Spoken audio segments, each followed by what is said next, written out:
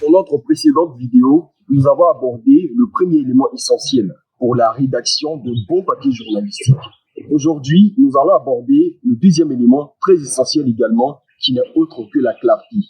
Ici, Mohamed Lamine Koné, ton journaliste spécial dédié à te faire connaître ce qui est bon et mauvais en écriture journalistique.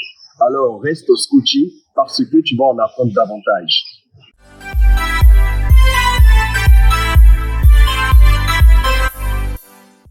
Avant d'écrire ta toute première phrase, il y a une question fondamentale que tout bon journaliste doit se poser. Mon sujet est-il clair? La clarté est la porte d'entrée de ton article. Si ton lecteur ne comprend pas immédiatement où tu veux l'emmener, alors il décroche. Un papier clair, c'est un papier qui respecte les règles d'écriture journalistique. Et je peux citer entre autres la règle de 3 signes, l'usage des verbes d'action indéterminés, l'usage de la voix active. Et crois-moi, appliquer ces 3 principes peut transformer complètement la manière dont ton public reçoit le message. D'abord, commençons avec la première règle qui est la règle de 3 C. 3 C qui signifie tout simplement court, concis et clair. 3 mots commençant distinctement par la 3e lettre de l'alphabet, donc C, ce qui justifie l'usage du mot 3 C. Ne me remercie pas, c'est gratuit. D'abord, court. Une phrase courte permet d'aller droit au but. Son usage permet de faciliter le message tout en le rendant plus dynamique et plus direct. Un exemple illustratif. Au lieu de dire la situation économique qui est influencée par de multiples facteurs internes et externes continue de se dégrader selon les experts, tu peux plutôt dire l'économie se dégrade, les experts l'expliquent par plusieurs facteurs. 2 phrases, 2 idées, 0 confusion. Ensuite, concis. Être concis, c'est tout simplement dire beaucoup, mais en peu de mots. Un autre exemple. Au lieu d'écrire, il est important de préciser que le maire, dans le but d'apporter une solution au problème existant, a finalement décidé de prendre une décision officielle. Tu peux plutôt dire, le maire a pris une décision pour résoudre le problème. On coupe, on garde l'essentiel et on informe mieux. Et pour terminer, clair.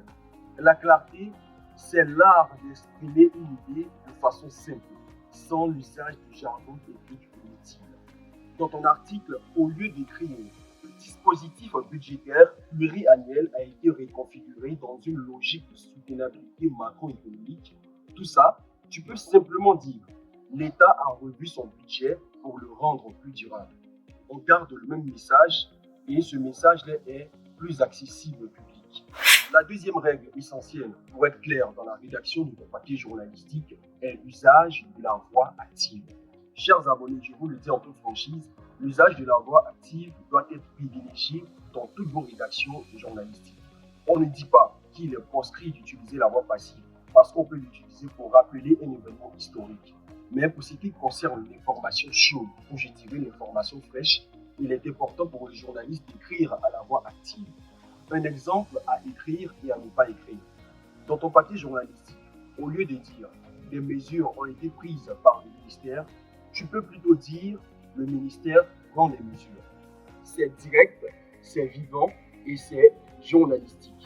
La troisième et dernière règle essentielle à respecter si tu souhaites être clair dans tes écritures est l'usage des verbes d'action. Alors, chers abonnés, je vous le dis en toute franchise, utiliser les verbes d'action permet de donner du rythme à vos écritures, renforcer le message et aussi donner du tonus, du dynamisme. Les verbes d'action, il y en a une panoplie.